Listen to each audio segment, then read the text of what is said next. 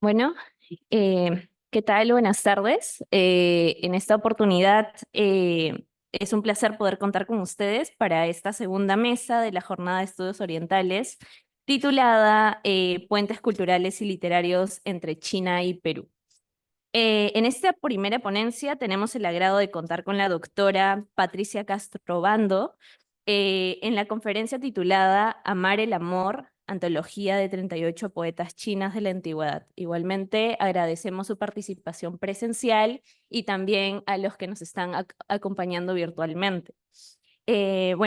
La profesora Patricia Castro Bando es doctora en antropología en especialidad china, ha publicado 4 libros sobre la temática china. Actualmente es miembro de la red de sinólogos y traductores de literatura y cultura china y miembro del Consejo Regional Latinoamericano de Sinólogos. Es profesora de esta casa de estudios en donde imparte cursos sobre la temática china. Profesora, podría ya empezar con su ponencia. Muy buenas tardes.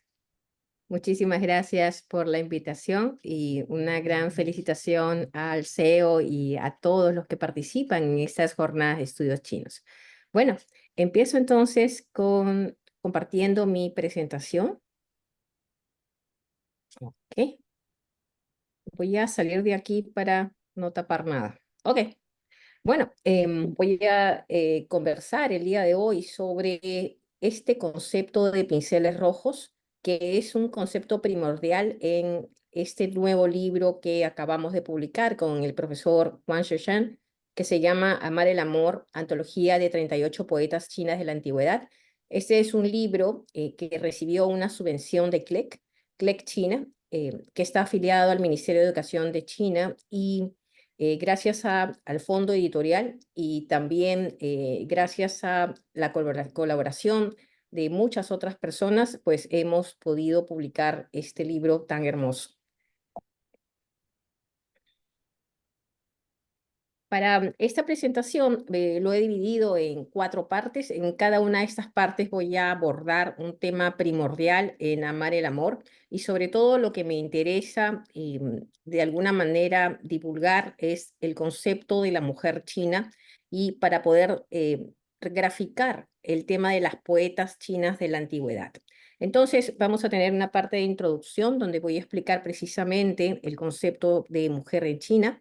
Voy a ver también los obstáculos en una segunda parte. Después vamos a ver la evolución de estas poetas chinas, de estos pinceles rojos. Y finalmente ya abordaré el libro a partir de la traducción del profesor Wang Sheshan. Vamos entonces a la introducción. Quiero empezar con estas 2 citas que me parecen muy hermosas relacionadas a China. Siempre se dice que China es un país de poesía. Creo que todos los que estamos involucrados en China, de alguna forma, lo hemos aprendido así, ¿no? Por ejemplo, tenemos esta frase de Du Fu. Se dice que Du Fu encontró cierta vez a Li Bai, que le llamó la atención su estado de decaimiento melancólico. ¿Qué te sucede?, le preguntó. ¿Estás de nuevo enfermo de poesía? Hay otra cita también que me gusta mucho que dice de Wang Wei, el poeta de la dinastía Tang. Fue hecho prisionero por el rebelde An Lushan, que le preguntó, ¿qué clase de animal es un poeta y para qué sirve? Queda claro entonces que China es un país de poesía. Y aquí están retratados acá algunos de los principales poetas chinos, son muchísimos. Quizás los más conocidos es de los poetas Tang, Li Bai, Tu Fu, Wang Wei. Es cierto, China es un país de poesía, pero es un país, una poesía escrita por hombres en su mayoría abrumadora. ¿Qué ha pasado entonces con las mujeres?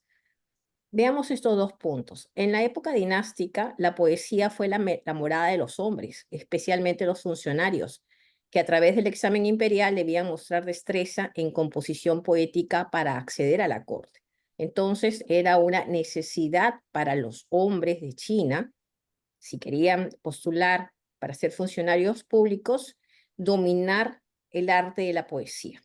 Ahora, ¿las mujeres están ausentes completamente? No, el tópico de la mujer sí está presente, especialmente en la poesía de China imperial.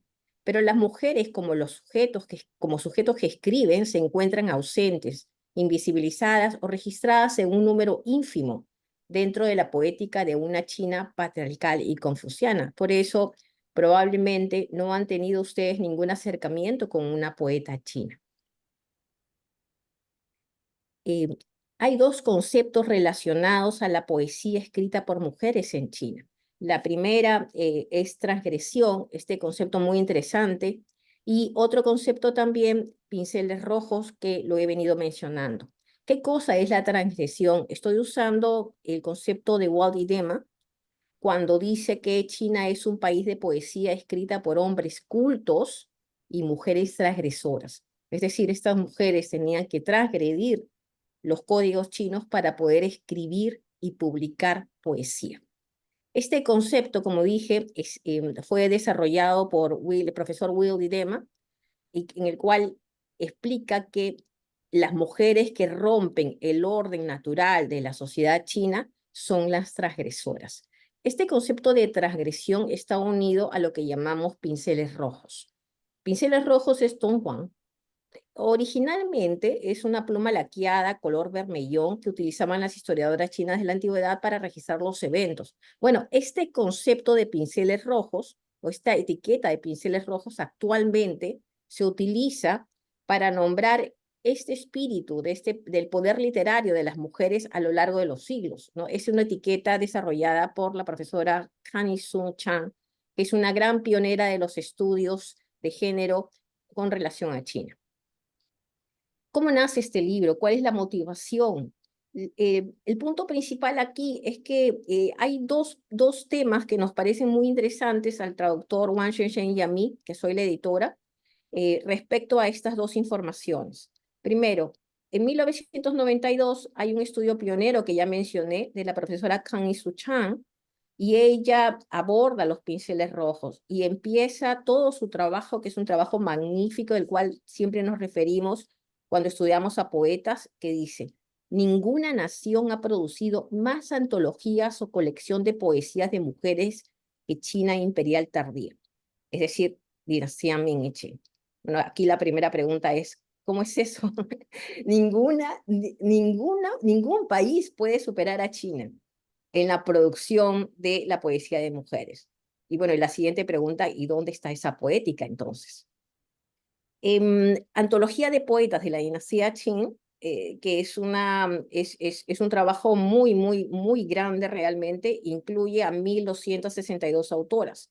Y otro estudio, que es el estudio de las obras de escritoras de todas las épocas, figuran 3671 autoras, de las cuales la mayoría de ellas son poetas. Entonces, ¿existieron las mujeres que escribieron en China y publicaron? Sí. Pero entonces seguimos con la misma pregunta, ¿dónde están? Y bueno, aquí en Pinceles Rojos, es decir, en esta obra que hemos venido trabajando, nos hicimos dos preguntas para poder abordar el tema de la producción de las mujeres. Primero, ¿cuáles fueron esos obstáculos que tuvieron que atravesar estas mujeres, ¿no? Estos desafíos que superaron para poder escribir poesía, escribir y publicar posteriormente. Y la segunda parte es la evolución. ¿Cómo se produjo este significativo cambio dentro del movimiento de pinceles rojos en China? O sea, ¿en qué momento estas mujeres aparecen, escriben y sobre todo publican? Y estas precisamente son las dos preguntas que guían todo el trabajo. Empecemos con los obstáculos. El concepto de mujer en China. Este concepto de mujer que tenemos en la actualidad no es un concepto que se puede atribuir a China imperial. En China imperial hay dos conceptos relacionados a la mujer o cómo se define una mujer en China.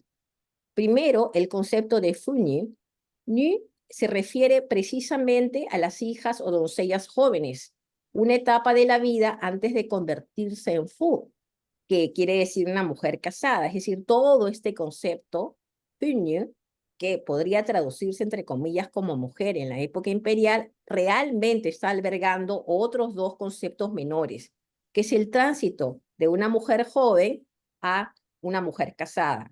En pocas palabras, lo que nos quiere decir es que solamente las mujeres casadas realmente eran mujeres. ¿no? Antiguamente el carácter ni era sinónimo de fu.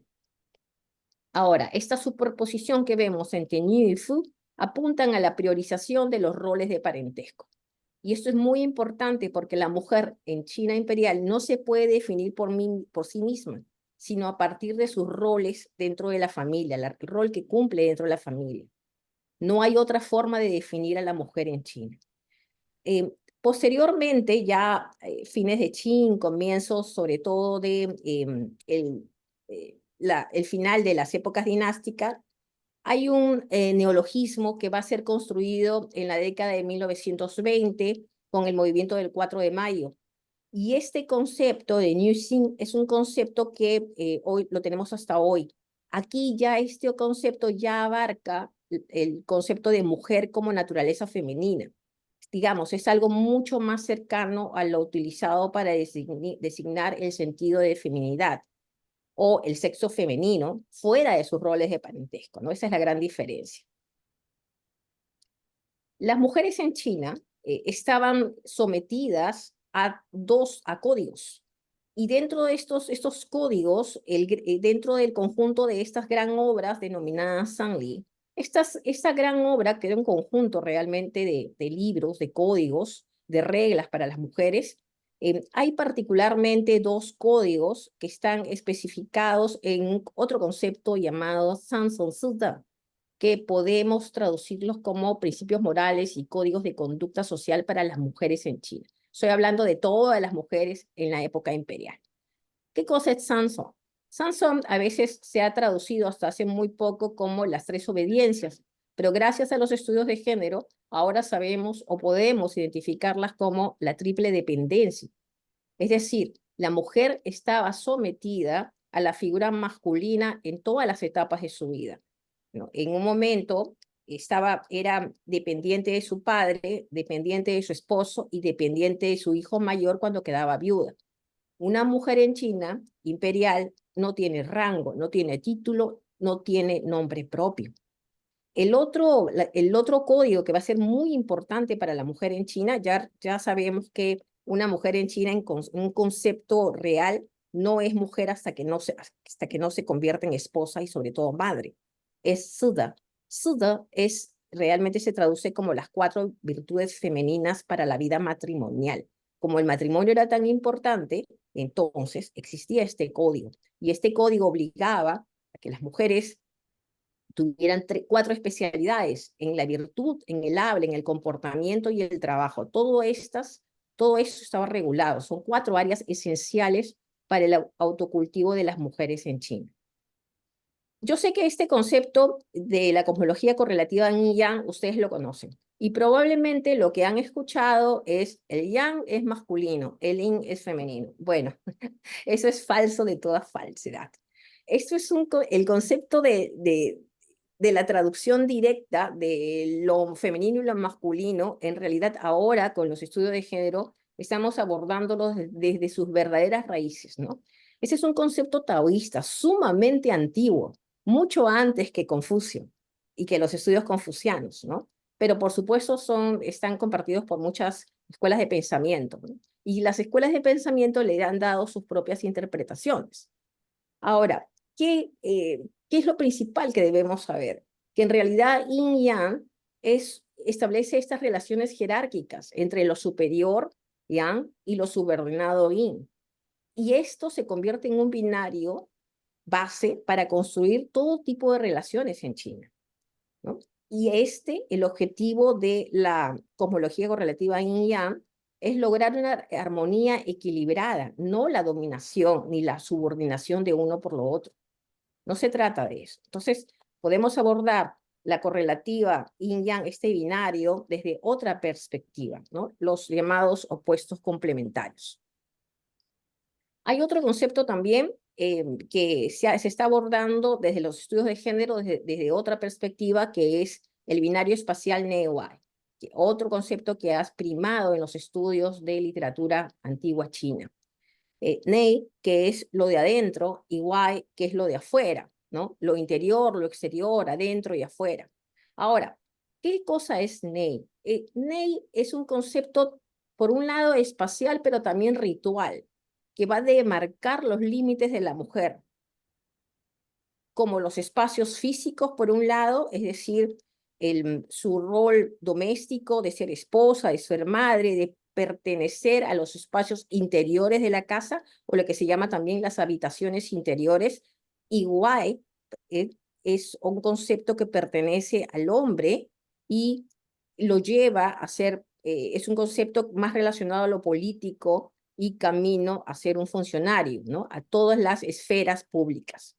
Ahora, Ney, por supuesto, es una esfera restrictiva. Es una esfera dentro de otra esfera, ¿no? Entonces, vemos que Ney está en el centro, ¿no? Y tanto ritual como físicamente, Ney se puede diferenciar frente a Wai, que es una esfera mucho más expansiva, ¿no? Es decir, Ney pertenece al corazón y está en el centro. Y Wai está circuncidante a Ney y pertenece a lo exterior, que es los hombres. Entonces, debe entenderse también esta dualidad, este binario entre lo de afuera y lo de adentro. Esta demarcación espacial no quiere decir que lo que esté adentro sea inferior a lo que esté afuera. No se trata de esa mirada, aunque ha sido atribuida hasta hace muy poco. Las mujeres con talentos y virtudes tenían que transgredir el límite físico y ritual restrictivo de Ney para entrar en el ámbito expansivo de Wai. Si sabemos que Ney son los espacios interiores, como por ejemplo una casa, como las habitaciones interiores, ¿no? Y también los espacios, el límite ritual, que es el concepto de la maternidad, por ejemplo, ¿no? El concepto de la esposa, de la madre. Entonces, para poder transgredir, para poder llegar a Wai, para poder hacer poesía, tiene que salir a Wai, ¿no? Y tiene que salir a esta esfera circundante de Wai, ¿no? Y eso es transgresión de lo natural, entre comillas, de lo natural en la época china. Volvemos a este concepto de mujeres adentro y mujeres afuera, ¿no? Ya estamos en este concepto de transgresión. Y ahora quiero referirme voy a citar a Idema, que es realmente magnífico, es uno de los estudiosos que introdujo el concepto de pinceles rojos, que es la escritura de mujeres en China era considerada marginal por el vínculo entre escritura y vida pública. En los ojos de muchos hombres y de mujeres también, nunca dejó de considerarse escandaloso para una mujer de alta clase que teóricamente debía permanecer escondida dentro de los cuartos interiores. Es decir, una mujer educada no podía escribir poesía, precisamente por lo que significa la poesía. La poesía es exposición de lo privado, la exposición de los ne. Entonces, las mujeres de adentro son las mujeres reservadas para el espacio privado, las habitaciones interiores, el cuidado de la familia, las tareas domésticas. Las mujeres de alta nobleza, por ejemplo, que tienen una instrucción poética, no van a poder expresarse libremente, es decir, en los espacios de Wai, ni tampoco abandonar su espacio de Nei. Por supuesto, tampoco pueden compartir sus sentimientos íntimos, no pueden exponerse en los espacios públicos. Entonces, no pueden hacer poesía, no pueden publicar. Ahora, ¿cuáles son las mujeres de afuera? Porque no solamente estamos considerando a las escritoras como las de adentro, sino también las de afuera. Ahora son las mujeres de placer, o las llamadas Yi, que son las meretrices de alto nivel, las cortesanas cultas y valoradas, ¿no? Estas mujeres que yo imagino que en estos momentos ustedes están pensando en las geishas. Bueno, les digo que las geishas es posterior, ¿no? Bastante posterior al surgimiento de las Yi. ¿No? Y son mujeres que por alguna razón, sobre todo en una etapa temprana de niñas, ingresan a estas casas de las flores, como se llamaba, y varias de ellas tienen patrocinadores, protectores o maestros que las van a guiar. ¿Las guían en qué? En el arte de la poesía, en el arte de la política.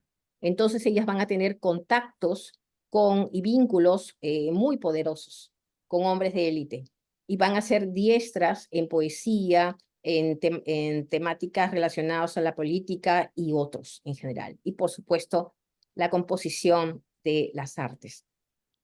Chen Guoyan, que es un escritor chino que también ha preparado varias antologías calcula que casi 2 centenares de poetas eran cortesanas y cita una referencia de 23 poetas cortesanas que van a publicar antologías personales. Veamos la evolución, porque Profesora, sí, le quedan 5 minutos. va a ser un poco difícil que en 5 minutos pase todo esto, pero a ver, voy entonces con lo Sí, principal. igual puede seguir, igual, le quedan 10 Ya, segundos. muchas gracias, muchas gracias. Bueno, voy entonces a lo principal de los cambios, cómo se van a producir todos estos cambios, ¿no? ¿En qué momento las mujeres de adentro empiezan a transgredir y en qué momento se convierten en las pinceles rojos, ¿no? ¿Cómo se da esto? Hay 4 elementos para tener en cuenta. Primero, en el siglo XI es el desarrollo y la difusión de la imprenta en China. En el siglo XIV hacia el XVIII vamos a ver también la difusión de la novela. Hay otro elemento fabuloso que yo las y los animo, que es el extraordinario florecimiento de la cultura cortesana en el área de Jiangnan, que es un área que está en el sur del río Yangtze, que una gran prosperidad económica hace que florezcan también estas hermosas flores de las poetas cortesanas, ¿no? Y finalmente, otra herramienta que nos ayuda a entender estos cambios es el aumento de la alfabetización y la popularización del chino vernáculo o Baihua frente al chino clásico Wangyan. Son 4 elementos que van a propiciar estos cambios de literatura oral a literatura escrita. Y ahora si lo vemos ya en un cronograma, en una línea cronológica, lo que vemos es 4 momentos. Un momento de preimperial, donde las mujeres están presentes en imágenes de diosas, sacerdotisas, chamanas. Vemos ahí un sistema patrilineal y matrilocal y de composición oral. Un segundo momento, que es la época imperial, la primera época imperial, donde básicamente son las mujeres de palacio, las primeras autoras, porque son las mujeres educadas.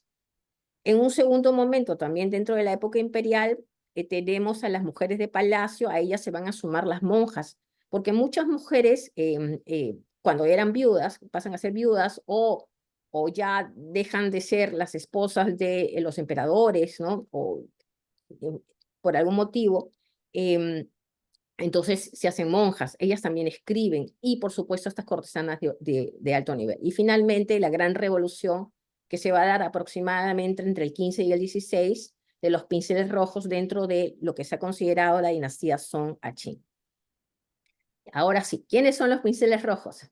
Idema afirma que las mujeres reaccionaron ante la creciente presión ideológica del neoconfucianismo. Esto se va a dar aproximadamente en Ming y las últimas 2 dinastías, Ming y Qing, intentando romper el modelo femenino, ¿no? En pocas palabras, están hartas, están hartas de su condición, ¿no? Estas mujeres se caracterizaban por el manejo de varios géneros, sólido conocimiento de los clásicos, amor especial por la poesía paisajista, la sensación de que escribir poesía era inseparable a su autocultivo.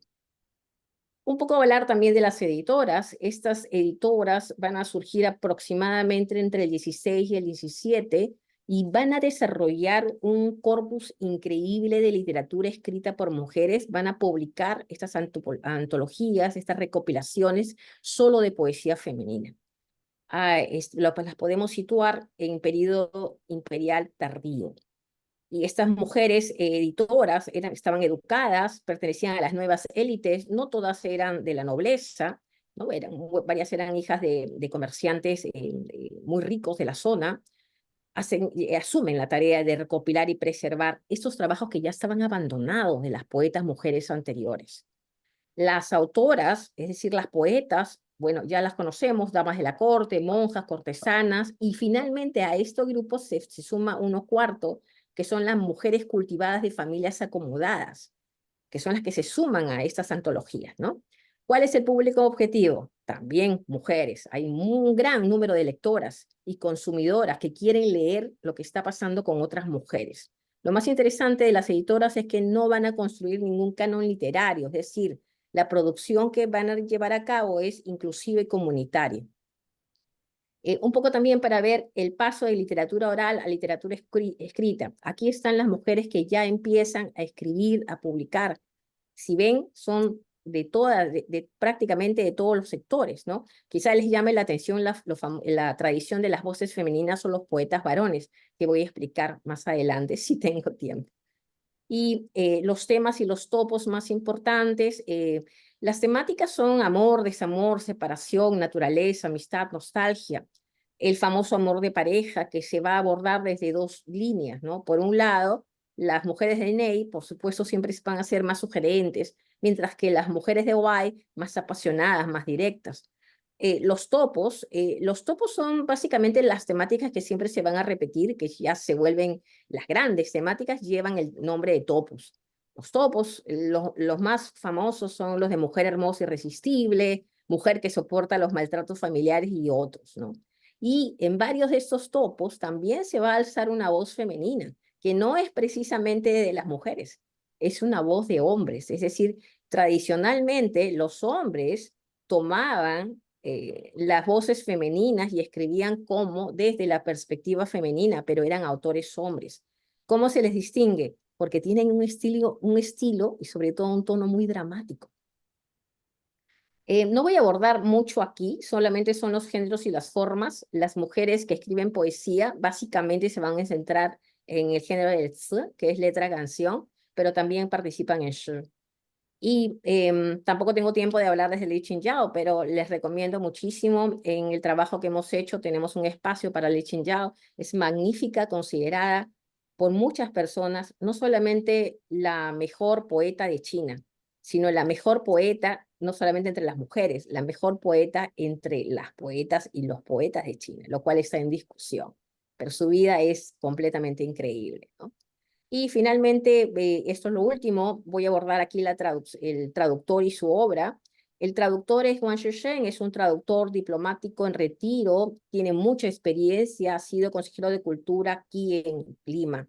El objetivo fue construir este corpus representativo de los pinceles rojos, ¿no? Él empezó con un corpus inicial de 120 poetas y con mucho dolor tuvimos que seleccionar solamente 38 poetas y las obras de estas poetas. Lo que se trató es que estas autoras fueran de distintos orígenes, formas poéticas variadas, ¿no? Diversos estilos. Y también lo mismo, las temáticas. Aunque la mayor parte de las temáticas que ustedes van a encontrar en los libros tiene que ver mucho con el estado de ánimo, la tristeza, la separación, la alegría, la exposición de sus hábitos y costumbres. ¿Qué cosas nos revelan? No sabía si poner revelan con B chica o con B grande, porque en realidad, ¿qué revela también todo esto? Revela la conciencia del amor, la personalidad independiente, las actitudes peculiares ante la vida, la gran insatisfacción y condena de las injusticias y sacrificios y humillaciones que sufren las mujeres. Siempre hemos creído que las mujeres son seres pasivos, ¿verdad? Que no tienen agencia, especialmente en la época imperial. Pues no era así. Las mujeres estaban hartas de su condición. Lo vemos en estas obras. Ahora, ¿cuál es el formato de publicación que hemos elegido? El formato ha sido edición bilingüe español, tenemos los poemas con caracteres simplificados y pinyin, una traducción libre a partir de las fuentes clásicas chinas, y por eso mismo el traductor Wang Sheshen, que es un especialista en chino clásico, ha ido directamente a las fuentes del chino clásico para su traducción, lo cual es complicadísimo, complicadísimo. Bueno, lo ha hecho con mucho cariño, y sobre todo también se ha incluido información biográfica y un contexto histórico y cultural en las notas. Decimos que este trabajo es cultural, es colectivo. Y es colectivo porque hemos recibido esa subvención de CLEC China. CLEC China pertenece al Ministerio de Educación de China para publicar esta obra, precisamente porque esta obra es muy compleja. Es muy complejo hacer este trabajo, demanda mucho tiempo y sobre todo mucha especialización. Y por eso logramos el fondo.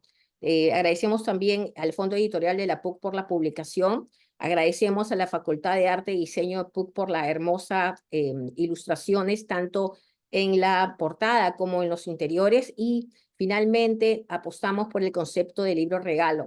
Quizás ustedes me pregunten qué cosa es esto libro regalo, ¿no?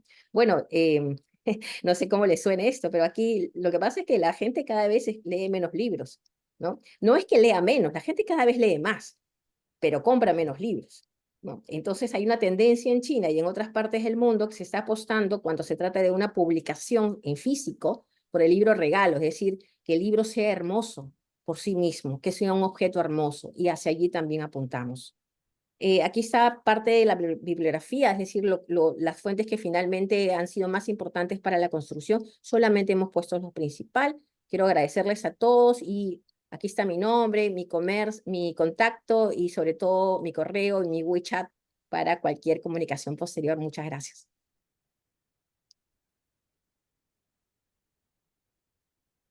Muchas gracias, profesora Patricia. Realmente es interesante el tema sobre las autoras mujeres chinas. Si alguno de ustedes tiene alguna pregunta para hacerle a la profesora, abriríamos la ronda de preguntas.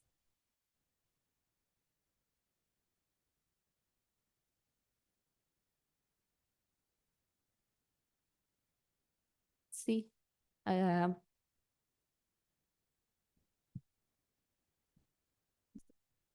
¿Qué tal, Patricia? ¿Cómo estás? Te felicito por la ponencia, por la presentación, la información sobre el libro y además es un libro hermoso, tengo oportunidad ya de verlo y que va a estar en nuestra biblioteca en el Centro de Estudios Orientales. Gracias por participar. Una pregunta, tú, ¿qué nos puedes decir sobre esta escritura poética eh, por mujeres, vinculando también con los otros países asiáticos, pienso en Japón y Corea, ¿no? ¿Hasta qué punto, si es que hubo este influjo, si es que hubo alguna suerte de comunicación?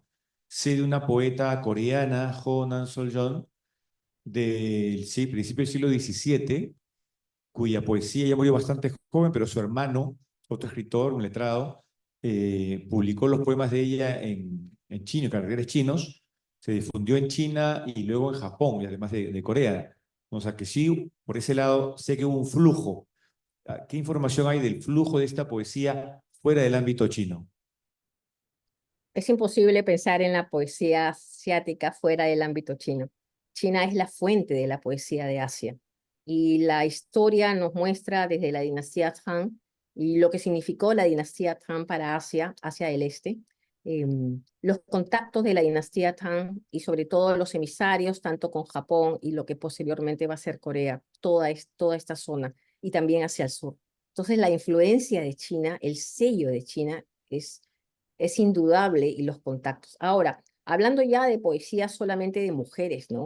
No tengo conocimiento sobre los impactos en otros países, directamente sobre la poesía de mujeres. Lo cierto es que esto pasa en la época imperial, pero en la época cuando ya termina el imperio y empieza la Primera República, pues la fuente va a cambiar porque la fuente de la llegada de las nuevas ideas es a través de Japón.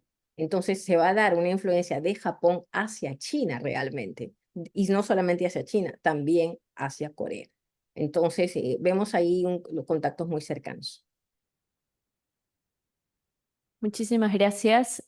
¿Alguien más del público que desea hacer una pregunta?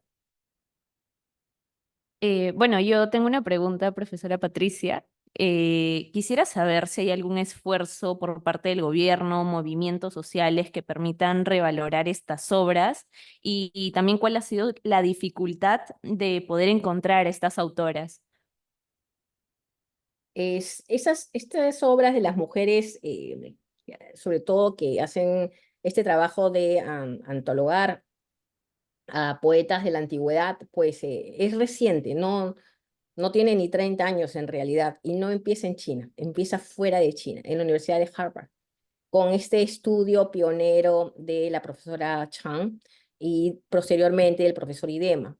Ellos inician toda una corriente para rescatar esos textos antiguos que se creían, por un lado, perdidos, pero más que perdidos, olvidados y infravalorados, ¿no?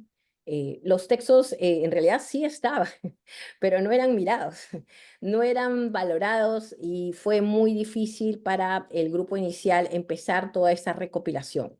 Pero, como siempre pasa, después rebotó hacia China y sobre todo con los nuevos estudios de género nos han permitido entender por qué es importante valorar todos estos trabajos, ¿no?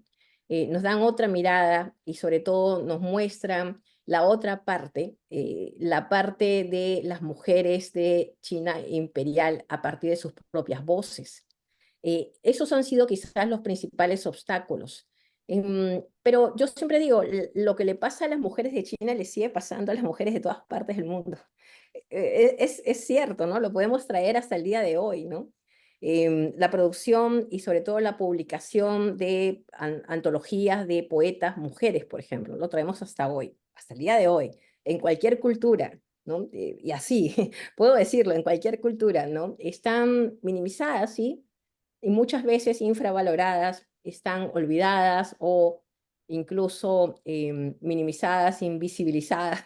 Puedo seguir, ¿no? Y es completamente cierto, ¿no? No se ha valorado esa otra mirada y yo creo que ese es un reto pendiente, no solamente de China, porque no solamente de los países asiáticos, yo creo que es un reto pendiente, es un desafío, es una tarea de todos y todas. Muchísimas gracias. ¿Tenemos otra pregunta? Sí, Patricia, buenas tardes. Te saluda Miguel Situ. Te felicito en primer lugar por la presentación, hermosa presentación, acorde con el tema. Y quería hacerte una pregunta, ya que tú has estado viviendo la China últimamente, ¿bien? ¿Cómo está ese movimiento?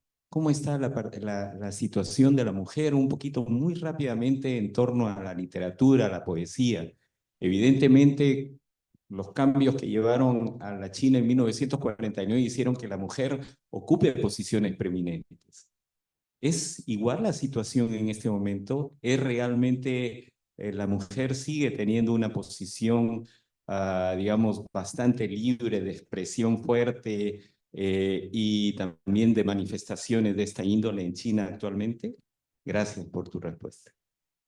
Muchas gracias, Miguel. Bueno, lo que le pasa a las mujeres es lo mismo que les pasa a los hombres en China. Es decir, ya sabemos que en China la literatura pasa por un proceso de edición y también de censura. Entonces, no es solo de las mujeres, también les pasa a los escritores. Ahora, eso es por un lado. Las temáticas ya vinculadas más a las mujeres y sobre todo las voces de protesta. Estoy pensando, por ejemplo, en los nuevos movimientos y todo eso. Sí es cierto que no tienen cabida en China en estos momentos por muchos motivos, ¿no? Desde motivos políticos hasta motivos sociales, hasta cuestiones culturales, ¿no? Em, Pienso, por ejemplo, nuevos pensamientos, en lo que nosotros concibimos en la liberación de la mujer, ¿no? El feminismo, ¿no? Por ejemplo, las olas de feminismo. Los chinos, las chinas particularmente, no quieren una construcción a partir de su propia cultura, es decir, un feminismo que tenga también sus propias raíces, ¿no? Y están en esa búsqueda. Y yo creo que enfrentan las mismas dificultades. Realmente, no veo muchas diferencias de las dificultades que enfrentan las mujeres en otras culturas y en otros tiempos. Muchísimas gracias por esta mesa, la profesora Patricia Castro, por participar en esta jornada de estudios orientales. Bueno, damos inicio también a la segunda mesa, bueno, a la segunda, al segundo título de la conferencia de Daisy Sarabia. Eh, Ella es licenciada y magíster en literatura peruana y latinoamericana por la Universidad Nacional Mayor de San Marcos, catedrática en la Universidad Tecnológica de Perú y en la Universidad Privada del Norte. En la actualidad es miembro investigador de la Red Latinoamericanista sobre Estudios Sinológicos en Costa Rica. Ha publicado diferentes artículos y ensayos sobre literatura de la inmigración china y ha publicado recientemente el libro Migración China y Orientalismo Modernista. Su conferencia se titula Literatura y Modernismo en la poesía Tuzán de Quan Beng.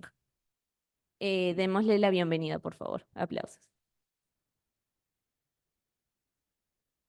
Ok, muchas gracias. Solamente para corregir mi biodata, en la actualidad soy profesora de Literaturas Orientales de la Universidad Nacional Mayor de San Marcos. Igual acá también soy docente en el Centro de Estudios Orientales de la Pontificia Universidad Católica. Y bueno, bien, voy a empezar el día de hoy primero voy a compartir para que lo puedan ver.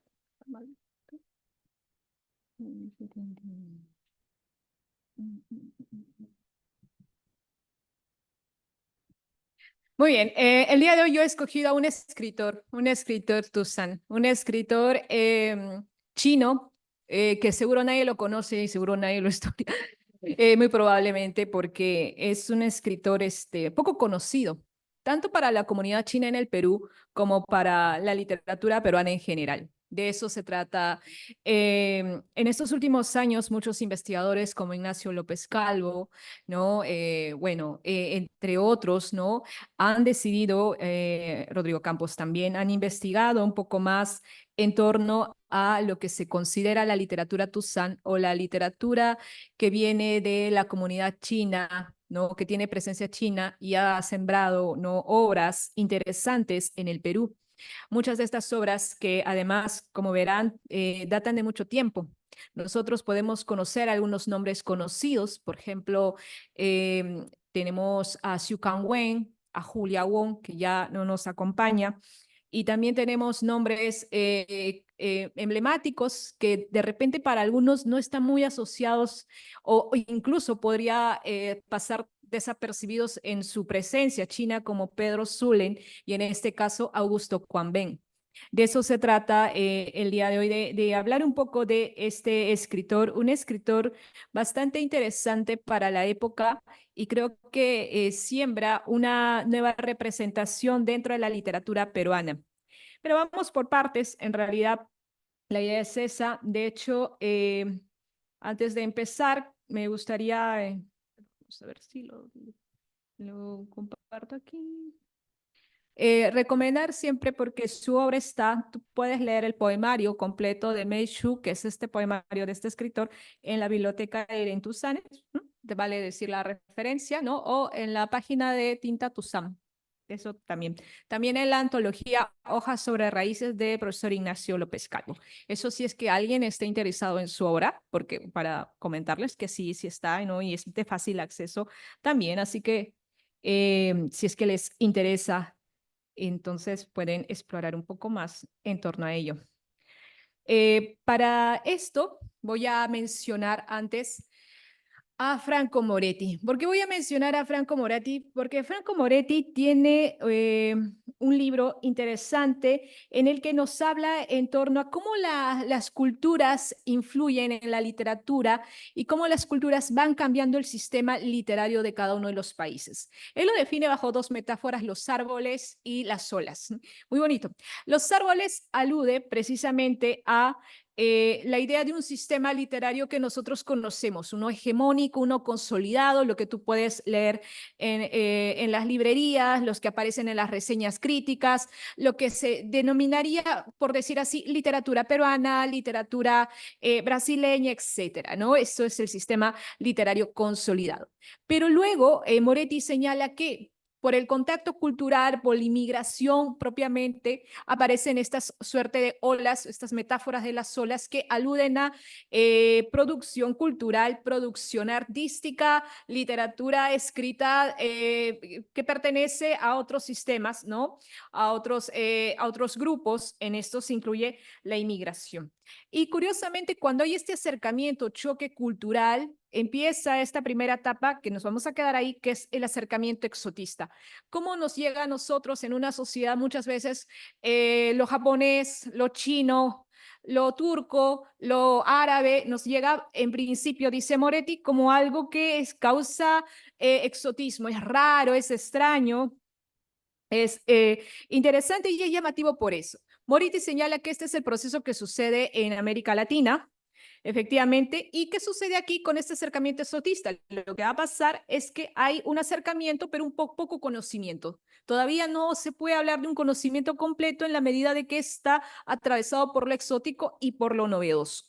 Luego de ahí, Moretti va a decir que va a haber otro proceso, el acercamiento híbrido, donde ahí va a tener presencia también la generación de inmigrantes y el acercamiento interior, que se supone que ya es una mirada desde el interior de la cultura, una mirada con mayor conocimiento, libre de estereotipos. ¿Por qué menciono eso, Alessi? ¿No?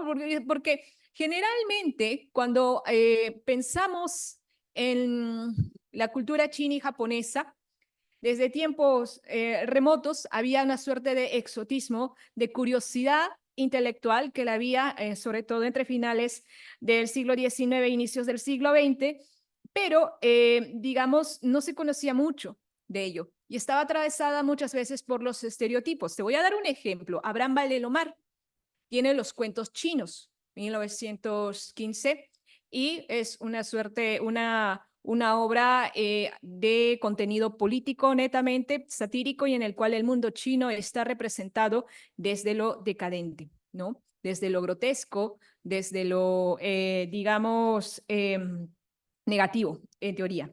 Entonces, pensemos en eso, en ese contexto. De hecho, no recuerdo si acá tenía formación de acá, ¿no? Esto es, por ejemplo, algunos fragmentos de El Hediondo Pozo Siniestro, de la visión de Valdemar en los cuentos chinos es criticar al gobierno de Óscar Benavides, y entonces nos presenta un mundo muy chino, muy exótico, pero es curioso porque es un preciosismo, habla de un mundo voluptuoso, de gobernantes, donde hay mucha riqueza, pero también la visión es una visión a veces decadente, ¿no? Cito acá, en El Hediondo Pozo Siniestro dice, ¿no? Sí que la gran aldea que existiera ya por los tiempos de Confucio, en que Confucio fumaba opio y dictaba lecciones de moral en la Universidad de Pekín, había sufrido grandes vicisitudes políticas, ¿no? ¿Cómo representa a Confucio? Lo representa como alguien espiritual, sabio, ¿no? ¿No? Dice que fumaba opio y que daba clases en la Universidad de Pekín. Esto nos lleva nuevamente a pensar que la literatura peruana estaba atravesada por ese exotismo, pero además estaba atravesada por lo que Francisco Morán, que es un estudioso en modernismo, va a llamar un exotismo, un orientalismo negativo. Un orientalismo negativo porque América Latina efectivamente no solamente se va a caracterizar por una fascinación por lo oriental, lo chino y lo japonés, sino también por una visión negativa en tanto se comparaban los procesos de modernidad de América Latina con los procesos de modernidad en Asia. Voy a citar aquí una parte que me gustaría comentar también. Esto es de Francisco Morán. Él lo llama el antiorientalismo, y él decía pues que el antiorientalismo va a estar marcado por una lectura del sujeto oriental que de manera persistente fue considerado como un cuerpo extraño en el cuerpo de la nación y como constitutivamente decadente tanto en el sentido físico como moral. A eso también va a ayudar el repertorio del positivismo, entre otras cosas, ¿no? Pero esta configuración es una configuración del modernismo literario que muchas veces pasa desapercibido, nos quedamos muchas veces tal vez en la visión más preciosista, encantadora del modernismo de Rubén Darío, José Martí, y nos olvidamos a veces que en esta misma representación también está esa China, esa otra China que era considerada a veces inmoral, ¿no? Y para sumar otro ejemplo, porque alguien podría decir, bueno, Abraham Valdemar no es no es el único caso, pues sí tenemos otro. Pensemos en el conocido José Santos Chocano, ¿no? ¿Quién mejor representante del modernismo que José Santos Chocano? Vale decir, ¿no? El cantor de América y bla, bla, bla. Incluso pensemos en Manuel González Prada, ¿no? Que también escribió poesía. José Santos Chocano tiene en Negro y Amarillo una visión similar a la de Abraham Valdemar, en el sentido de pensar o asociar lo chino siempre al opio, siempre asociar a la idea del espíritu decadente, inmoral. Esto lo escribió Negro y Amarillo en Iras Santas, 1895, y se refería, ¿no? Efectivamente, la lección aprende del trabajo viril, negros y chinos, el giro de los émbolos atienden, cortan la caña y limpian los caminos, ¿no? Habla también de las volutas lánguidas del opio. El opio va a ser siempre un tema o un fetiche recurrente, asociar el opio como asociar los juegos de azar, ¿no? Hoy en día no se nos pasa por eso, porque la representación ha cambiado con el tiempo de acuerdo a los contextos, pero en ese tiempo, ¿no? En esos primeros años, como decía Moretti, el acercamiento exotista también se va a volver algo negativo, ¿no? Una visión, falta de conocimiento, falta de cercanía con la cultura, y por eso es que aparece esta representación. Y Manuel González Prada, en Exóticas, en 1911, también hablaba así, ¿no? Aquí lo que me llama la atención es la incertidumbre de Quang Tzu, es la idea del sueño, ¿no? Si es que alguno está interesado en esto, cómo se representaba el chino en la literatura peruana, aparte del opio está asociado mucho al sueño, ¿no? La fantasía de los modernistas era soñar, aspirar a mundos lejanos, y por eso un poco apunta Manuel González Prada, que curiosamente después también va a tener una postura que inicia siendo crítica a la inmigración china, luego va a modificar su discurso un poco, ¿no? Como lo hace también Dora Mayer, ¿no? Pero bueno, vamos a nuestro autor. Tenemos aquí a escritores de 1911, 1895, ya vemos también a Abraham Alelomar, clásicos de clásicos, incluso César Vallejo también escribió un ensayo donde habla mal de los chinos, pero vamos a Quang Binh. ¿Quién es Quang Binh? Lo que me gusta de Augusto Quang Binh es la particularidad. Este escritor es un escritor que nace en China, viene a Perú, trabaja en el comercio, se vuelve periodista, se vuelve además un periodista reconocido, hace crónicas, generalmente hace estas crónicas al teatro chino. De hecho, como parte de su obra, tiene el libreto de la obra teatral Li Tongxu, titulado El hijo de la concubina, estrenado en el Teatro Municipal en 1925. Estamos hablando de una persona muy intelectual, muy conocida también, que escribía en el comercio, en uno de los diarios más importantes, el más importante del país en ese tiempo. Entonces uno piensa, bueno, este es un escritor, un intelectual muy reconocido, y eso va a ser importante. ¿Por qué? Porque ese reconocimiento intelectual le va a permitir de pronto sentar las bases para su escritura, para convertirse en un escritor de polendas conocido. Es más, en el prólogo, quien escribe es Miro Quesada. El director del comercio es el que escribe el prólogo a Meishu, este poemario, poemas en prosa que él publica. Entonces, lo que me interesa a mí es eso, ¿no? Es cómo él llega a ser reconocido como intelectual y cambia un poco la dinámica que había en ese entonces. No solamente la dinámica del modernismo literario, sino la dinámica de la prensa. Ustedes pensarán, ¿qué se escribía en la prensa de los chinos si la literatura era así? Pues imagínense, te voy a poner un ejemplo. José Gálvez Barnechea, coeditor de Variedades, cronista de Variedades, busca tu biografía, te va a decir que es uno de los grandes intelectuales, y lo es. Es amigo, por ejemplo, de Augusto Quang Binh.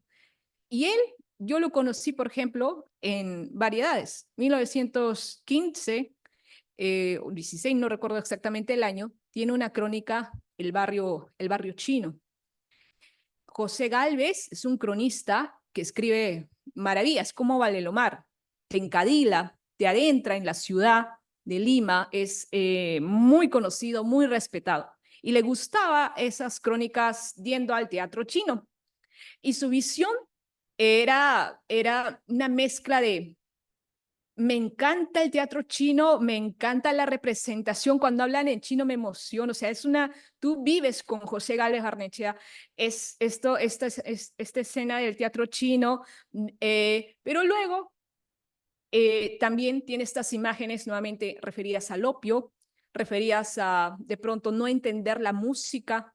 Entonces hay una representación, como decía Francisco Morán, de exaltar lo preciosista, lo encantador de la cultura china, pero por otro lado también lo decadente que puede ser, ¿no? Lo peligroso que puede ser para la sociedad peruana. Eso también, porque destacar el juego de azar, el opio, tiene que ver por ese lado. Y José Gálvez Barnechea es amigo de Quang Binh. Es curioso eso, ¿no? Entonces, yo creo que para la época, para Quang Binh, para Augusto Quang Binh, debió ser difícil a veces convivir con este ambiente, ¿no? Ya lo decía Siu Kang-wen en una revista, en una entrevista, él decía, ¿cómo se ha podido transformar la literatura? ¿Cómo la comunidad china, ¿no? Y él se decía, ¿no? ¿Cómo yo a través de mi obra tengo que cambiar esto, porque veo que desde atrás siempre ha habido una percepción negativa, y en este caso Quang convive con intelectuales que a veces tienen una visión un poco negativa de la cultura china. Vale decir, en 1924 publica Meishu, Poemas en prosa, una obra que, a decir, no ha tenido muchas reseñas, ¿no? Pero en algunas inicialmente se le ubica dentro del modernismo un poco por el tiempo. Recordemos que también el modernismo en el Perú es un poco tardío, un poco también por aparentemente alguna temática que hay en torno a lo espiritual, en torno que nos puede trasladar un poco al mundo oriental, ¿vale? Y bueno, entonces, para ir avanzando en esto, va a tener un papel destacado en la comunidad china, es cierto. De hecho, él tiene un papel destacado. Va a ser director de la revista Nueva China, revista del comercio y de la colonia china también. Vamos acá. Yo quisiera, en principio, hacer la pregunta, ¿no? Responderle al día de hoy. ¿Es modernista? ¿Se inscribe en verdad como modernista? Yo diría que la situación es mucho más compleja. Y los invito, antes de pasar aquí, los invito a ver, por ejemplo, vamos a observar acá, esto creo que es, me gusta esto, la portada, ¿no? Esa portada de Meishu, 1920. Curiosamente es una portada típica de las que hacen las revistas ilustradas y del orientalismo de las revistas ilustradas, ¿no? Tenemos desde la tipografía hasta la imagen, ¿no? Una imagen que es una composición que alude al carácter efímero. Es un jarrón, una vajilla, un ornamento, además muy preciado, motivo también de muchas reseñas también en las revistas de la época. Revistas ilustradas de la época son Prismas, Variedades, Actualidades, etcétera. También podemos citar al diario La Crónica, que también se encadilaba mucho por estos temas. Pero si uno revisa los diarios y revistas de la época, cuando se hablaba de la cultura china y japonesa, siempre predominaba el gusto por las flores, el gusto digamos, por la vajilla, por los ornamentos, por la pintura. Entonces la portada es muy atractiva. O sea, tú lo ves en esos años y uno dice, wow, siento que me va a transportar al mundo chino. Y eso me llama la atención, cómo Quan Ben desde la portada ya nos está invitando, nos está presentando algo que es propio de su cultura, ¿no? Este acercamiento, ¿no? Que decía Franco Moretti, están las peonias cayendo sobre ello. Me gusta el título Meishu. Claro, es un título intraducible. No hay traducción al español, o sea, está en chino. Y eso de lo indescifrable, de lo misterioso, también va a jugar aquí. O sea, ¿no? O sea, pensemos todas las, yo digo que son como estrategias de este escritor para asentarse aquí en el sistema literario, en el mundo literario intelectual, para tener un reconocimiento, para ser atractivo también y para poder así insertar una escritura que si no puede ser a veces rechazada, ¿no? O ninguneada. Está el título indescifrable, la ilustración además, esta ilustración que como les dije, que juega con todos los tópicos del exotismo, también de lo cultural chino atractivo, ¿no? El jarrón de porcelana y las peonias con la jovencita, que bueno, es como una imagen que alude al efímero de la vida, el encuentro de la vida con la muerte, ¿no? Estas peones que además están cayendo, ¿no? Lo frágil de la vida y que además juega muy bien porque el poemario de Meishu es un poemario que es un aprendizaje sobre la vida. Nos habla mucho del carácter existencial, de cómo uno puede sobrellevar los avatares de la vida, cómo puede adquirir sabiduría y cómo puede enfrentarse de pronto al destino muchas veces esquivo. Eso es lo que comentaría de arranque, pero nuevo. ¿Eso lo hace modernista? No tanto así. Verán, hay cosas que pueden darnos elementos orientalistas, ¿no? Pero en cuanto a su composición, no. ¿Por qué? Porque la composición no tiene cromatismo, imágenes sensoriales, no apunta a eso, no apunta a esto que apuntaba siempre el modernismo de buscar este tipo de belleza, sino más bien nos ofrece poemas en prosa que son más de filosofía, de transmitir sabiduría práctica de la vida, ¿no? Eso ya lo decía Ignacio López Calvo cuando hace la antología de literatura Tuzán. Él dice que no encuentra, incluso él les dice, ¿no? Yo veo más ahí parábolas que propiamente poesía. Y es cierto, ¿no? Lo voy a complementar con esta cita de Bustamante, que también justamente habla acerca de cómo se transmite la filosofía china en Latinoamérica. Y dice efectivamente que hay un tema con la sabiduría práctica, con dotar de significado una experiencia. ¿Cuáles son los poemas de Quan Ben? Por ejemplo, ya no hay problema. Tengo acá El mar de Quan Ben.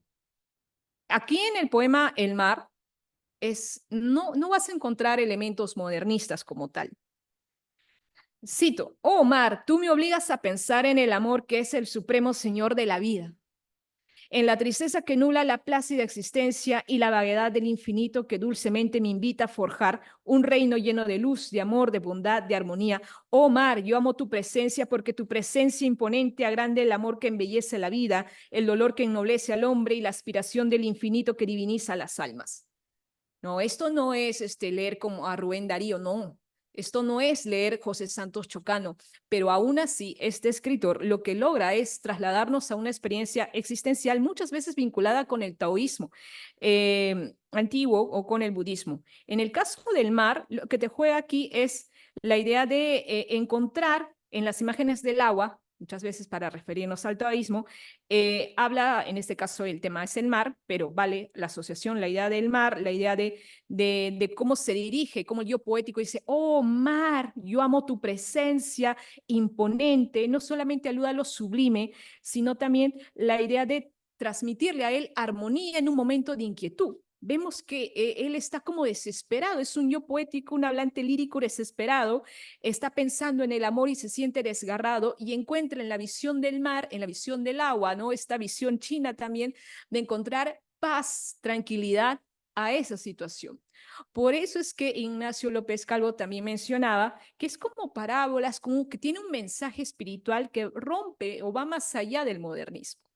Eso quisiera comentar, no es un poema romántico, si bien nos habla del amor, ¿no? Nos habla del amor embellece la vida, sino en todo caso del amor universal. Les decía, no hay imágenes, no hay un lenguaje formal que nos vincule al modernismo, aún así él es un escritor interesante. Lo que yo cerraría diciendo esto, ya por falta de tiempo, es, yo sí siento que hay aquí dos precursores, no diría dos precursores o dos iniciadores de esto que se está llamando y se está conociendo como la literatura Tusam, a Pedro Zulen y a Meichu, porque ambos han escrito poesía y porque esa poesía además es una poesía filosófica, es una poesía existencial que aunque no parezca, incluso si los ponemos en tiempo, Meichu de Quan Ben es del 24, Pedro Zulen, cuando publica El Olmo Incierto de la Nevada, lo hace en 1930. Son años dispares, pero aún así tiene una visión que rompe con este decadentismo, con este orientalismo negativo que había en el sistema literario peruano. Franco Moretti lo dice, hay un acercamiento exotista, pero que luego se va a romper, y se rompe precisamente por la presencia de estos escritores que han tenido, para llegar a publicar, para llegar a escribir, han tenido que pasar por un proceso de aceptación y reconocimiento en el campo intelectual. Pedro Zulen no publica El Olmo Incierto de la Nevada de la nada. Él tiene un papel importante en el indigenismo, igual Quan Ben a su manera también tiene un papel importante como periodista.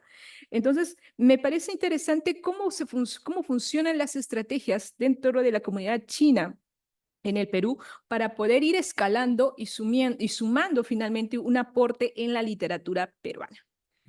Bueno, muchas gracias. Espero que les haya gustado. Muchas gracias. Muchísimas gracias, profesora Daisy. Realmente muy interesante ponencia. Bueno, invitamos a la mesa al doctor Miguel Situ.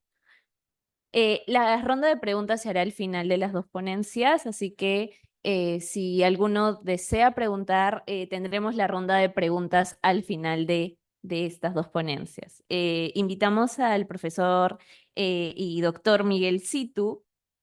Miguel Situ es licenciado y magíster en Historia por la PUC, actualmente doctorando en Historia en la misma universidad. Su investigación se enfoca en las migraciones chinas en el Perú. La tesis de licenciatura estudió migración china en el Valle de Jequetepeque entre 1849 y 1856, mientras que su tesis de maestría la abordó abordó luchas sociales de los migrantes chinos y la firma del Tratado de Amistad entre China y Perú en 1874. Formó parte del grupo de investigación sobre migraciones del Instituto Ribagüero. El título de su conferencia es 1874, el primer tratado de amistad entre China y el Perú. Muchas gracias por estar el día de hoy con nosotros y bueno, podría empezar. Muchas gracias por la presentación. En primer lugar, agradezco al Centro de Estudios Orientales, al doctor Sumalavia, por haberme dado esta oportunidad de exponer en esta jornada de estudios internacionales chinos, que ha empezado ayer auspiciosamente con los tambores y leones chinos, y creo que va a concluir con otros leones mañana, así que ya desde ahora hay que ir convocando al ruido frenético de esa danza, ¿no?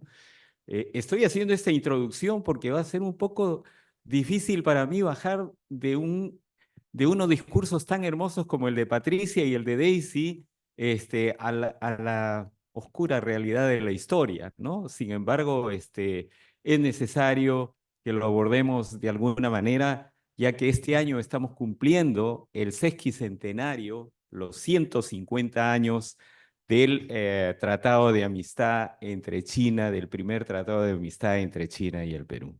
¿Bien? Procuré hacerlo lo más compacto para no estar aburriendo al público. Sin embargo, me ha resultado, confieso, una ponencia de más o menos 30 páginas que no las voy a leer, les digo desde ahora, y simplemente voy a hacer un recordar de las cosas, ¿no? Para esto estuve leyendo cuáles eran las versiones acerca del Tratado de 1874. Y entonces encuentro que en la historia de la migración china, en primer lugar, Watt Stewart, que es uno de los más conocidos investigadores de esta historia, señala que, bueno, el tratado se firmó entre China y Perú, no tuvo mayores consecuencias y, por supuesto, los migrantes no tuvieron ningún papel. Algún investigador también actual, reciente, como el doctor Rodríguez Pastor, incluso llama la atención a Watt Stewart y dice, ¿por qué Watt Stewart le dedica tanta atención a este tratado y le dedica tantas líneas? Hay cosas más importantes. No sé hasta ahora qué cosas habían más importantes, pero así es como lo manifiesta. Y también acabo de ver en una última revista de la comunidad china una versión acerca de la historia del tratado, donde se habla acerca del papel que cumplió el comandante García y García, un papel relevante, por supuesto, pero en ninguna de las tres versiones encontramos una versión o una opinión acerca de qué papel cumplieron los migrantes chinos.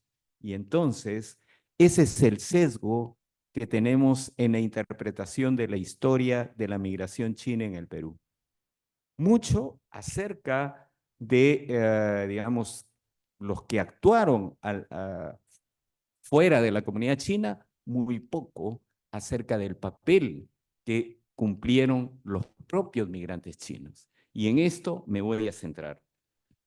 En realidad, en el Perú, la construcción de la República tuvo un grande problema. El problema de no entender o no concebir, o concebir más bien al trabajo como un castigo divino. El trabajo era odiado. El trabajo costaba el sudor de la frente, como decía la Biblia, y entonces estaba relegado para las castas inferiores y para aquellos que no realmente podían acceder al poder, ¿no? Entonces faltaba mano de obra, y esa mano de obra en el Perú fue reemplazada por aquellos que sí podían ser tratados de una manera, digamos, podrían ser desplazados, podrían ser explotados adecuadamente, pero sin tener ni el lenguaje, ni las creencias, ni digamos, la misma sangre, como decía el presidente Pardo. Entonces recurrieron a una migración exterior en este caso la migración china, que ya salía hacia otras latitudes para cumplir labores de trabajo y retornar a su tierra de origen, ¿no? Esas fueron las premisas que llevaron a que los migrantes chinos llegaran al Perú, ¿no? Allá por 1861 empiezan una fuerte migración. Realmente la primera llegada de los migrantes fue en 1849, pero es recién en 1861 cuando los terratenientes obligan prácticamente a Castilla a reabrir el tráfico bajo contrato, que empieza una fuerte migración. Entre 1861 y 1874 son 15 años donde la migración bajo contrato se intensifica. ¿Bien? Ahora, ¿qué ocurre? De que al mismo tiempo en esa época en el Perú vienen cosas buenas. Una de ellas es el mayor requerimiento de azúcar en el mundo. Y entonces, paralelo a esto, ocurre la guerra civil en Estados Unidos y el suministro de azúcar en el mundo baja. ¿Qué hay que hacer? Traer más obreros, traer más trabajadores para poder potencializar los campos. ¿Y de dónde se podían traer? De China. Sin embargo, cada vez habían más dificultades. ¿A qué se debían esas dificultades? Poco se ha dicho que en China, si bien habían dificultades, digamos, de subsistencia, invasión de los extranjeros, también hubo una política de resurgimiento de la dinastía, un último intento de fortalecer a la dinastía y que llevó a que la migración de los trabajadores hacia afuera cambiara el rumbo y más bien se reorientara hacia adentro. Entonces comenzaron a faltar trabajadores y eso hizo que los empleadores fuera se preocupasen y dijesen, bueno, la única manera es buscar trabajadores ya no solamente en Cantón, no solamente en Macao, sino en otros puertos también. Y para eso, ¿de qué requerimos? De un tratado. Por eso es que en realidad se busca el tratado a toda costa. Sin embargo, aquí en el Perú habían condiciones de trabajo muy malas. A los trabajadores realmente estaban totalmente desprotegidos porque el gobierno imperial manchú no podía proteger a sus súbditos en el exterior. Recordemos que China no tenía embajadas. China no tenía embajadores ni tenía relaciones con ningún país del mundo. Las pocas relaciones y tratados que había establecido en el siglo XIX había sido bajo la amenaza de los cañones y solamente estaba con las potencias occidentales. Realmente con el resto del mundo no sabían lo que era diplomacia. ¿Y esto por qué? Porque la concepción confuciana y la concepción tradicional del Chunkuo, o sea, de considerarse el centro del mundo, les impedía concebir de que más allá de sus fronteras podía existir un mundo civilizado y eso los aisló del mundo, ¿no? Por otro lado, también tenemos que ver en este, digamos, escenario la acción de los británicos, la acción de las potencias europeas que estaban en pleno proceso de expansión y que competían entre sí para lograr mercados. Una manera era eliminar al rival y los británicos querían eliminar la posibilidad de tener competencia en sus explotaciones de azúcar, ¿no? A partir de otros territorios. Entonces, establecieron en base a sus cañones que solamente podían salir los trabajadores de China para las posesiones británicas. Y bueno, ahí surge también el movimiento antiesclavista y una serie de otros movimientos que hay que revisar con mucho cuidado, porque también en ese momento utilizaban las grandes potencias ese tipo de movimientos para establecer una propaganda a su favor. De donde acá que los británicos de repente se convirtieron en antiesclavistas y se convirtieron en adalides de la protección de la humanidad. Así lo resaltan en los periódicos chinos de la época que últimamente se están traduciendo. Gran Bretaña aparecía como el gran benefactor de la humanidad. Y en la mañana tuvimos una presentación muy interesante. Fue una presentación que concluyó con unas frases de nuestro amigo que está, Rubén Tan, que decía que en realidad en estas circunstancias habría que ver cómo nosotros aprovechamos, digamos, la situación del puerto de Chancay para no estar dentro de la contienda entre Estados Unidos y China, ¿no? Y en realidad, como dice, parafraseando la canción, la historia nos da sorpresas. Siempre hubo esta contienda entre China y Estados Unidos. En el siglo XIX la situación era diferente, como veremos posteriormente. Bien. Entre 1866 y 1872, en el Perú, hubo un ciclo de rebeliones del cual no se ha trabajado mucho. Y ese ciclo de rebeliones era el ciclo de rebeliones chinas, el ciclo de los primeros trabajadores agrícolas, obreros agrícolas en el Perú. ¿Quiénes fueron ellos? Fueron chinos. Esos chinos no solamente eran obreros agrícolas, sino también alguno que otro era obrero industrial. Más de uno trabajó en una papelera de Vitarte, más de uno trabajó en alguna tabacalera en el Rímac, y entonces esos hay que considerar. Y estos protestaban y luchaban en contra de las condiciones de trabajo, que eran condiciones realmente muy duras. Bien. Así, entre 1866 y 1872, empieza una rebelión en Cajanleque. Cajanleque queda en el norte del país, se levantan los chinos de la hacienda, matan al propietario, el señor Antonio Larco, el patricio de los Larco, ¿no? Y en realidad es sofocada esa rebelión, pero marca una condición muy interesante. Por primera vez son enjuiciados los chinos y por primera vez el sistema judicial peruano, pese a los pedidos de condena a muerte y de realmente de, digamos, represión fuerte contra los chinos, actúa con bastante justicia en este caso, pero es un tema de otra conferencia. Durante ese momento hubo hasta 45 o 50 movimientos de parte de los chinos que realmente hay que trabajar e investigar y que hay que ver. ¿Qué señalo esto? Porque frente a algunos de ellos, por ejemplo, la rebelión de 1866 en Cajanleque, hubo otra rebelión en 1869 en Pucallá, en Chiclayo, donde muere Rolando Ízaga, uno de los grandes lambayecanos, y otra gran rebelión en 1870 en la zona norte de Pativilca, Barranca, etcétera, que hizo decir al embajador norteamericano que 4.000 chinos se venían sobre Lima. Exageraba, pero evidentemente era un movimiento muy fuerte. Lo interesante es que después de cada uno de estos movimientos, tocaron la puerta de la embajada norteamericana unos ciudadanos chinos. Y eso poco se sabe de la historia. En el primer caso, llegaron los ciudadanos chinos, dice, llevando un memorial. Y ese memorial, ¿qué decía? Ya hacemos llegar este memorial al señor embajador o al comandante de las fuerzas norteamericanas para que nos proteja y se conduela de nuestra situación, que era una situación bastante difícil. Fue el primer intento de parte de los chinos de romper el aislamiento comunicativo que tenían.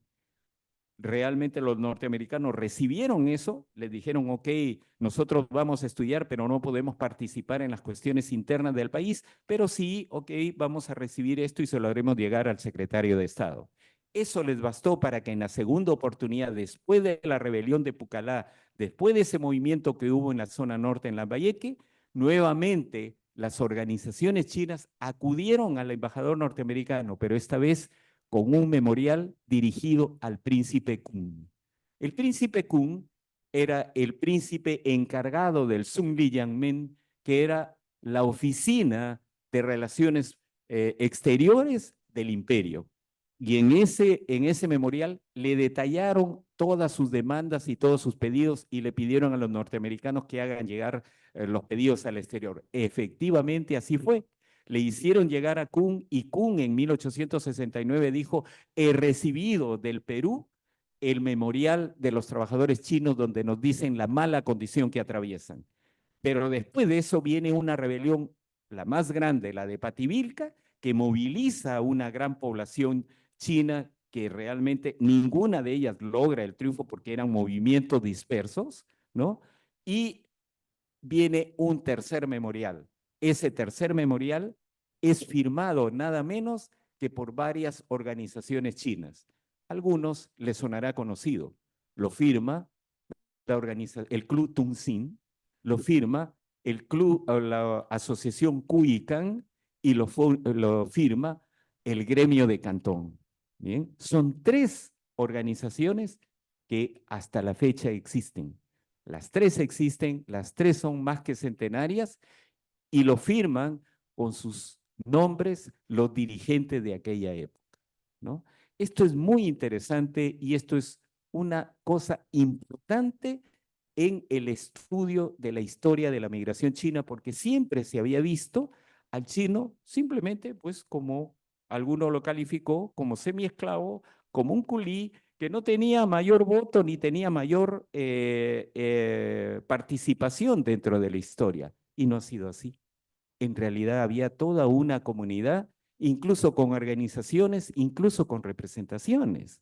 Entonces, esto nos hace ver que muchas de las versiones que existen en torno a la historia de la migración china, como decía el doctor Macera, deben de seguir investigándose y deben de seguir trabajándose, porque realmente ha habido un sesgo que ha ocultado mucho de esa investigación, ¿no? Son 3 memoriales en el 66, en el 69 y el 70 que realmente marcan frente al imperio esa comunicación, dan al imperio esa comunicación que necesitaba para saber cómo estaban sus súbditos en el exterior. ¿Cuánto tiempo tengo? 3 minutos, llega a los 20 minutos, pero si quieres 5 minutos. Me faltan 2 partes, voy a tratar de correr para ver y vamos a tratar de resumir, ¿no? ¿Por qué ha sido importante este prolegómeno de los memoriales? Que ya de por sí está indicando que hay una acción de parte del migrante para tratar de llegar al imperio y el imperio responde, hay una respuesta. Una a través de la embajada norteamericana y en otra cuando los norteamericanos le dicen, nosotros pasamos a ser los representantes de ustedes ya que no hay ningún tratado en el Perú. El príncipe Kong le dice, momentito, no se apuren que ya les daremos la respuesta en el momento debido. Y eso llega cuando en el Perú se van angostando la situación para poder traer más trabajadores y entonces sale la primera misión encargada al comandante García y García. García y García va a raíz de la resolución del problema del barco María Luz en el Japón, pasa a China, ¿no? Y en China él piensa que, bueno, va a obtener las mismas prerrogativas y las mismas facilidades que había obtenido en Japón y en China se encuentra con un ministerio chino bastante duro y 2 negociadores como el príncipe Kung y el virrey Li Hunchen. Bien, los 2 realmente le dicen, ¿cuánto tiempo le llevó, y lo voy a graficar así, cuánto tiempo le llevó en Japón llegar a un tratado? García le dijo, bueno, en 3 meses hemos hecho, pues prepárese usted a esperar 3 años a que nosotros le demos el tratado, ¿no? Y la primera respuesta que da el príncipe Kung le dice, no queremos saber nada con el Perú, porque en realidad es un país que solo ha venido a llevarse a nuestra gente y a maltratarla en su país. Entonces empieza un proceso realmente fuerte de negociaciones donde tiene que intervenir el cuerpo diplomático de norteamericanos e italianos para facilitar la mediación. Los ingleses y los franceses definitivamente no hacen caso a esto y al contrario, generan toda una campaña para impedir que el Perú establezca relaciones con China, ¿no? Entonces, esto es otro tema que tiene que seguir desarrollándose. Luego, felizmente, bueno, tenemos que correr en esto, el 13º día de la quinta luna del 13º año de Tunchi, así es como se llama el 26 de junio de 1874, debido a las negociaciones que ocurren, debido a los problemas que existían en el Perú, debido a las luchas que los migrantes habían librado y los memoriales que hacen llegar al imperio, es que se logra firmar ese tratado, ¿no? Se logra firmar un tratado para establecer las normas sobre las cuales la población china podía emigrar hacia el Perú. Realmente es así. Bien, y eso es algo que debe de destacarse. ¿Por qué? Es el primer tratado que China logra de manera soberana. Es el primer tratado que China lo firma sin la amenaza de los cañones imperialistas. Es el primer tratado sudamericano, por último, de un país de esta latitud que lo firma con un país asiático, ¿no? El tratado reivindica a los migrantes, porque en todas sus cláusulas, especialmente la quinta y la sexta, se reivindica la libertad y la igualdad de condición de todos los migrantes en un país extranjero. Y eso valía para los peruanos en China y los chinos acá en el Perú tienen las mismas prerrogativas que las de cualquier extranjero que venía en esa época, ¿no? Eso fue en los tratados. Pero los chinos no se quedaron contentos con eso y enviaron secretamente a un enviado imperial que se llamó Yun Wing y que estuvo aquí en 1874. Cuando vino, vio la realidad de la situación y casi hace peligrar la firma del tratado. Pero felizmente los chinos entendieron que la única manera de poder garantizar el bienestar de sus súbditos en el exterior era firmar un tratado con el Perú, enviar a un cónsul, enviar a un embajador y tener una legación diplomática, y eso se logra en 1876. La firma de la ratificación, pero viene luego la guerra con Chile, que impide y perturba, la guerra del Pacífico perturba la llegada del embajador que recién llega en 1883. Por eso, la importancia de este tratado es realmente grande. Responde a un movimiento social donde están implicados todos los sectores y benefició a la migración china. Muchas gracias. Muchísimas gracias, doctor Miguelcito. Realmente es un año conmemorativo para este tratado de Perú y China. Muchas gracias también por venir a la mesa. Ahora podemos empezar la ronda de preguntas, si es que alguno del público desea. Ahí hay una pregunta.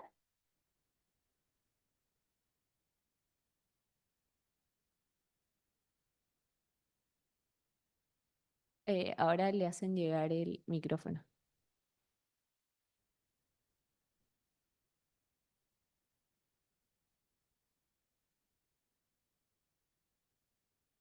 Bueno, buenas tardes, muchas gracias por las exposiciones. En primer lugar, quería hacer una pregunta a Daisy.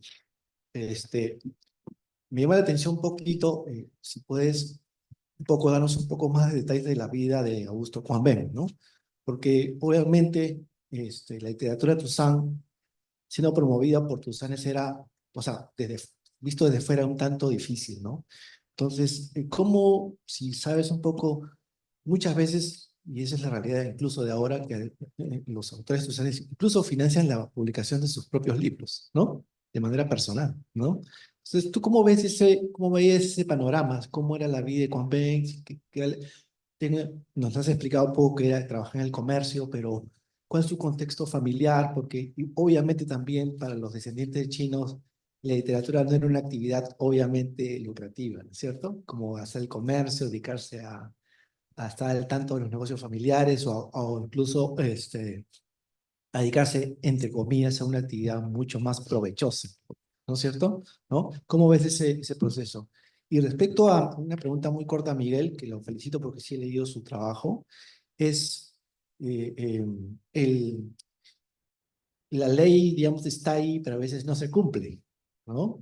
¿Cómo ves ese panorama después de la Guerra del Pacífico, en el cumplimiento del tratado o las sucesivas leyes que se dieron para una migración mucho más, digamos, de cumplimiento de las normas laborales, sobre todo y sanitarias, de los migrantes chinos que vinieron después de la Guerra del Pacífico y las posteriores generaciones. Gracias. Yo quiero hacerle una pregunta a Daisy. Sí. Bueno, en realidad quería felicitar a Daisy por su presentación tan linda. Y quería hacer de repente un agregado a Daisy que puede servir para las investigaciones. Ah, Observé que Augusto Quang Beng fue director de la New Chunghwa, ¿no es cierto? Bien, hay que tener presente en la historia del periodismo chino que existían corrientes políticas también acá, ¿no? Y New Chunghwa era patrocinada por el señor Escudero Wu. El señor Escudero Wu era afín a lo que se llamaba la Chikuntun, que era el movimiento político no opuesto, sino complementario a la Tominhui, al Kuomintang, ¿no? Y que realmente tenía muchas relaciones, y en esto puede ser interesante, Daisy, tenía relaciones con las logias masónicas, ¿no? Entonces, ese esoterismo, me gustaría que hables un poquito más acerca de esa vocación un poco espiritual, espiritualista de parte de Augusto Quang Beng, ¿no? Y una pequeña acotación es que probablemente el Mei se refería, sería muy interesante si pudiésemos tener algún poema en chino, ¿no? De Quang Beng, pero el Mei podría ser o belleza o, ¿no? Algo de eso. Muy bien, gracias. Bueno, empiezo yo, bueno, hace unos años cuando se hizo este proyecto, que es un proyecto de Pinda Tucson, se conversó con la familia de Quang Beng, que sí está presente, ¿no? Sí tiene familia, y lastimosamente se perdieron muchos documentos de su obra y pinturas también, porque él pintaba. eh, y entonces la familia no pudo conservarla, y es una pena porque en realidad la vida de él todavía queda más en el misterio. Lo que sí se sabe, y gracias también por el dato, Miguel, ¿no? Efectivamente que sí tenía una posición intelectual muy destacable, se podría vincular efectivamente por la logia masona, por este grupo de periodistas también, porque es pertenecer al comercio de por sí. Él, de hecho, se hace famoso por hacer estas crónicas vinculadas a la cultura y al teatro chino. Tuve la oportunidad de ver algunas de las crónicas muy hermosas en las que destacaba la fotografía, todo, y cómo él lo contaba. No llega al nivel de pronto de convertirse en un cronista así como tal, así tipo José Gálvez, pero su visión de lo chino podía traducir, podía explicar la composición, y eso era algo novedoso. Creo que eso hacía que fuese atractivo para el comercio, porque él podía ver más allá de las cosas, y desde su conocimiento de lo chino era bastante hábil, bastante, podía, como decía, ¿no? Podía interpretar cosas que en ese momento, en ese tiempo, muchos escritores no podían hacerlo. Por eso es como un paso más en en este camino a conocer la cultura china, y creo que por eso destacaba. Hay alguno, creo que, no sé si está en el libro, pero hay una foto de él incluso con ropa de la ópera china, que le gustaba eso. Entonces yo siento que él sí ha tenido un gran bagaje. También muchos críticos mencionaban el buen español que tenía, que era algo que para la época, porque él es chino, él no nace aquí. Entonces aprender español, ¿no? O sea, él tiene un bagaje, como decía, muy bueno, ¿no? Y era elogiado precisamente Emiro Quesada, en el prólogo dice, ¿no? Destaca eso. Es un escritor chino que escribe muy bien el español. Y para ese tiempo escribir en español era una manera de comunicarse, pero también una manera de pasar a la simple visión que había del inmigrante chino, que ya Miguel Situ nos había comentado, todos los problemas y todo el contexto histórico que ha atravesado, y que digamos que para los escritores de esa época, de pronto tener aquí a un chino que pueda hablar español, que pueda manejar la retórica, el lenguaje de ellos, pues era un paso más, ¿no? Sería interesante encontrar desde luego más información, ¿no? Pues es una búsqueda que hay que hacer, ¿no? Y es necesaria. Muchísimas gracias. Bueno, en lo que a mí me toca, muchas gracias por la pregunta, Rubén. Am, sí, el tratado se firma, se ratifica en 1876, pero no se puede implementar sino hasta 1883, porque ya dijimos que los chinos en realidad no tenían un aparato de relaciones exteriores, no tenían diplomáticos. El primer diplomático chino que sale al exterior es un diplomático retirado norteamericano, se llamaba Arthur Burlingame. Y para hacer que parezca una delegación china, le pusieron un manchú y un Han a su lado para que parezca una delegación china. Bien, sí, así fue. Entonces, el primer embajador acá, el primer representante, se llamó Chen Lanping. Bien, fue nombrado recién, fíjense, se firma y se ratifica en 1876, fue nombrado en 1878 y en 1879 viaja desde China a Estados Unidos porque era para 3 países, para Estados Unidos, para España y para el Perú. Viaja primero a Estados Unidos, ¿no? En 1878 va a España y cuando en febrero o marzo de 1879 se dispone a venir al Perú, le dicen que en abril se había declarado la guerra y entonces él cambia de rumbo y se regresa a Estados Unidos. Chen Lanping nunca llega a establecer la legación en el Perú, sino hasta 1883 que llega el segundo que lo consideran el primer embajador, llamado Chen Sauru. Ahora, con respecto a eso, fue muy difícil implementar la legación porque tiene que ver con lo que Daisy expuso en la primera parte de su exposición. Ese exotismo, ese orientalismo, si nosotros lo vemos hacia atrás, es una manifestación realmente del pensamiento, una manifestación ideológica, pero que subyace y se sustenta en un medio difícil para el chino porque había entrado en la competencia laboral y no necesariamente el chino es aceptado dentro de la plebe, donde realmente en su mayoría estaba buscando integrarse. Y entonces, mi pregunta era otra pregunta también para Daisy, pero ya no la quise hacer larga, pero sí para dejarlo pendiente, si ese exotismo, si ese orientalismo, si esas manifestaciones de repulsa expresadas en el mismo González Prada, expresadas en Valdelomar, ¿no? En Santos Chocano, ¿no?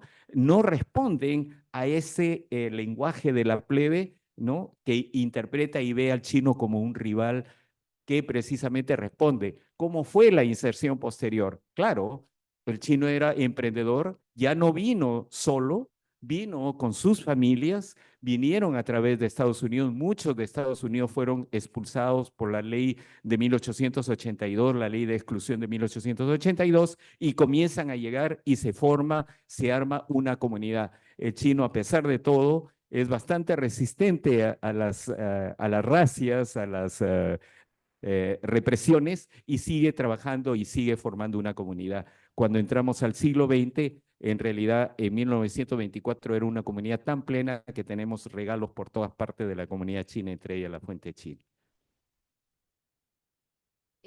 Bueno, también para complementar un poco, la anterior jornada de estudios chinos, usted habló sobre la importancia del rol chino, de poder realmente ejercer la comunidad china acá, porque se cerraron en grupos muy fuertes, ¿no? Y después en las anteriores ponencias hablaron de que aún mantienen el confucianismo en varias de sus zonas, ¿no? Es bastante interesante cómo habla de las delegaciones, de cómo llegan y realmente la tienen que ejercer ellos porque necesitan derechos dentro de acá, ¿no? De verdad muy interesante.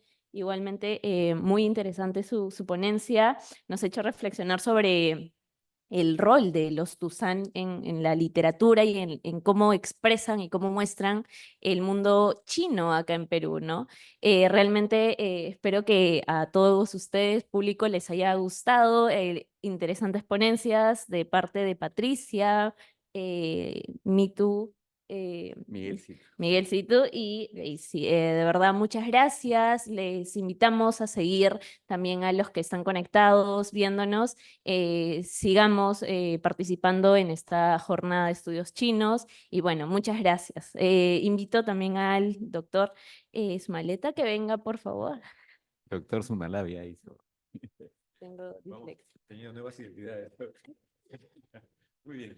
Bueno, yo también quiero felicitar a esta mesa, al profesor Miguel Situ, a la profesora Alicia Arabia, a Patricia Castro Bando, por habernos ofrecido conferencias tan interesantes.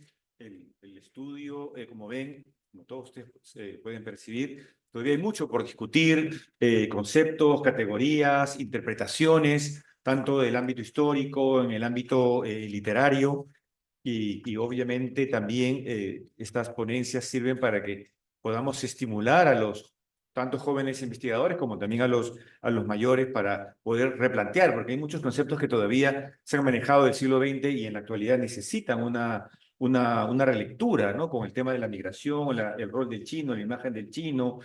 Hay situaciones, pues, imágenes, me permite un poco un comentario, como de victimizaciones que se quedan como un discurso fijo, pero que lo mismo ha pasado con las comunidades africanas en el Perú o indígenas en todo caso, en el campo de la literatura lo mismo, sobre la idea del modernismo, además que es un término tan complejo de qué puede ser o no puede ser modernista, cuando también se habla de muchos modernismos, todavía sigue siendo un terreno bastante amplio y desde la perspectiva de el rol de las influencias asiáticas y también de la acción, de la creación asiática misma, en este caso con el personaje, con el escritor que nos ha presentado, la profesora Alicia Sarabia.